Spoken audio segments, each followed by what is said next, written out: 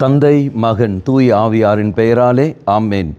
இயேசு கிறிஸ்துவின் அன்புமிக்க சகோதர சகோதரிகளை உங்கள் அனைவருக்கும் கிறிஸ்து இயேசுவின் அன்பு கலந்த வணக்கத்தை தெரிவித்துக் கொள்கின்றேன்.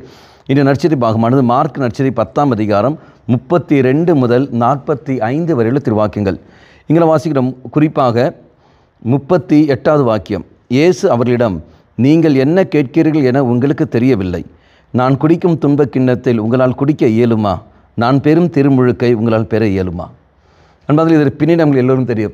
ஜெபேத்துவின் மக்கள் யாக்கோபும் யோவானும் வருகிறார்கள், அணுகி வருகிறார்கள், தாய் வழியாக வருகிறார்கள். அவனுடைய பெற்றோர் வழியாக வந்து சொல்கிற வார்த்தை என்ன?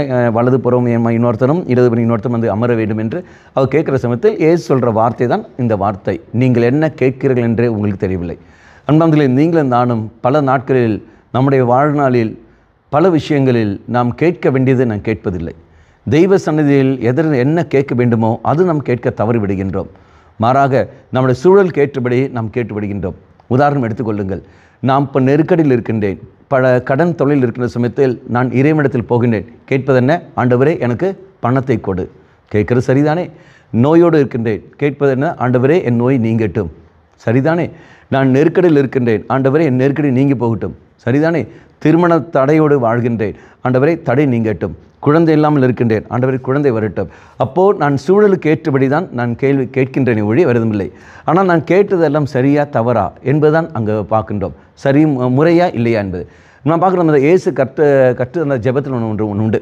பரலோகத்தில் இருக்கிற எங்கள் பிதாவே, உம்முடைய நாமம் வற்றிவிடுவதாக, உம்முடைய ராஜ்யம் வருக, உம்முடைய சித்தம் அங்கே என்ன நிறைவேற்றப்படுகிறதோ, உம்முடைய சித்தம் என்னவோ அது இந்த மண்ணுலகிலும் நிறைவேறட்டும். இதுதான் இயேசு சொன்ன ஜெபம். அப்படி என்றால் நான் என்னுடைய மன்றாட்டுக்கள் நான் கேட்க வேண்டியது என்னவென்றால், ஆண்டவரே உம்முடைய திருவுள்ளம் என்ன அது இங்கே நிறைவேறட்டும். இதோ இப்போ நான் கடன் தொழிலில் இருக்கின்றேன், கடனில் நான் இருக்கின்றேன், உம்முடைய திட்டம் என்பது என்ன? கடன் வாங்க வேண்டும், பைசாவை அனாவசியம் செலவு செய்ய வேண்டும் என்பது நீ சொன்னதில்லை.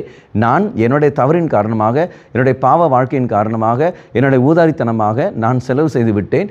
இதான் இன்று நான் கடனில் நான் மூழ்கி இருக்கின்றேன். சரியான திட்டம் இல்லாமல் திட்டமிட்டு நான் செயல்பட வேண்டும், அது செயல்படவில்லை. இதோ கடனில் நான் மூழ்கி இருக்கின்றேன். அப்போ இந்த மூழ்கிலிருந்து என்னை நீ காப்பாற்ற ஆண்டவரே, இதோ என்னை மன்னித்து விடு ஆண்டவரே என்று சொல்லி நான் மன்றாடுகிற போது அதுக்கு அர்த்தம் உண்டு. மாறாக நான் செய்த தவறை ஒப்புக்கொள்ளாமல் கடனை எடுத்து மாற்று என்று நான் சொல்கிற சமயத்தில் அது உன் பேர் இல்லையே. ரெண்டாவது நான் பார்க்கின்றோம், திருமண தடைகள் வருகிறது. ஆண்டவர் என் பிள்ளைகள் இதோ எதிர்காலம் நன்றாக இருக்க வேண்டும், நீ என் பிள்ளைகள் தந்திருக்கிற திருமண தடையோடு வாழ்கிறார்கள். அவள் இவனுக்குன்னு ஒரு எதிர்காலம் ஒன்று உண்டு, இவனுக்குன்னு ஒரு மகளை அல்லது இவளுக்குன்னு ஒரு மகனை நீ எடுத்து வைத்திருக்கிறேன். பெற்றோராக எங்களுக்கு நீ அதை வெளிப்படுத்து. பெற்றோர் எங்களுக்கு வெளிப்படுத்து. எங்கே இருக்கிறாங்க என்று வெளிப்படுத்த வேண்டும் என்றால் அந்த பெற்றோர்கள் தெய்வ சன்னதியில் போனால் மட்டுமே தான் முடியும். தெய்வ சன்னதியில் இருந்து கொண்டு ஜெபித்தால் மட்டுமே தான் முடியும். ஆனால் அங்கு நான் ஜெபிப்பதில்லை, நான் போவதும் இல்லை. பிறகு தடை எப்படி நீங்கும்? அவள் போகிற சமயத்தில் தடையை நீக்க வேண்டும், தடை நீக்க வேண்டும் என்றால் முடியாது. ரெண்டாவது நாம் பார்க்கின்றோம், ஒருவேளை தெய்வம் என்னை பேச்சுலர் லைஃபாக திருமணம் ஆகாமலேயே என்னுடைய வாழ்க்கையை நகர்த்த அவர் ஆசைப்பட்டிருக்கலாம். அவருடைய திட்டம் வேணால் அதுபடி நிறைவேற்றுவதற்காக என்ன பார்த்துருக்கலாம். திருமணம் வழியாகவோ அல்லது இல்லற வாழ்க்கை வழியாகவோ அல்லது என்னை துறவற வாழ்க்கை வழியாகவோ அல்லது என்னுடைய கணவனை இழந்து மனைவியாக மட்டும் அல்லது மனைவி இழந்து கணவனாக மட்டும் அந்த விடோ லைஃப் அந்த சிங்கிள் லைஃப் வாழ்வதற்காகவோ தெய்வம் எப்படி வேணால் என்னை அழைத்து என்னை கொண்டு வந்திருக்கலாம். அப்போ அந்த அழைப்பு என்னவென்று நான் கண்டுபிடிக்க வேண்டும் என்றால் தெய்வம் தேடி வர வேண்டும். மாறாக என்னுடைய விருப்பத்தை மையப்படுத்தி கொண்டு எனக்கு தடை நீங்க வேண்டும். ஏன் என் கணவன் இறந்து விட்டார், ஏன் என் மனைவி இறந்து விட்டார் என்று நான் கேள்வியை கேட்கிற சமயத்தில் என்னை மையப்படுத்தி நான் கேட்கின்றேன், உலகத்தை மையப்படுத்தி கேட்கிறேன் ஒழிய தெய்வத்தை மையப்படுத்தி நான் கேட்டதில்லை. இங்கே ஜெபேத்துவின் மக்கள் யாக்கோபும் யோவானும் தங்களை மையப்படுத்தி அவர்கள் கேட்கின்றார்கள். இறைவன் சொன்ன வார்த்தை, நீங்கள் கேட்பது என்னவென்று தெரியவில்லை.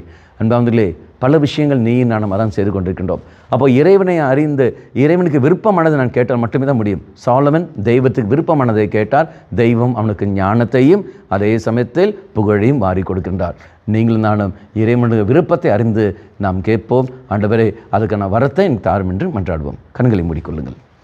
நல்லவனாய தெய்வமே, உம்முடைய விருப்பம் என்னவென்று அறிந்து நான் கேட்க வேண்டும். என்னுடைய சூழலை மையப்படுத்தி அல்ல, மாறாக அந்த சூழலை என் காலடியில் போட்டுக்கொண்டு நான் வாழ்கின்ற சூழலில் எப்படி நான் ஜெபிக்க வேண்டும், என்ன சொல்லி நான் கேட்க வேண்டும் என்பதை ஆவியார் வழியாக எனக்கு வெளிப்படுத்தி தாரும் ஆண்டவர் என்று சொல்லிக்கொண்டு விசேஷமாக நம்ம மன்றாடுவோம். அம்மா மாதாவே, எங்கள் மாதாவே, என் அன்னையே, விசேஷமாக எங்களுக்காக மன்றாடுங்கள். தந்தை, மகன், தூய் ஆவியாரின் பெயராலே ஆமென்.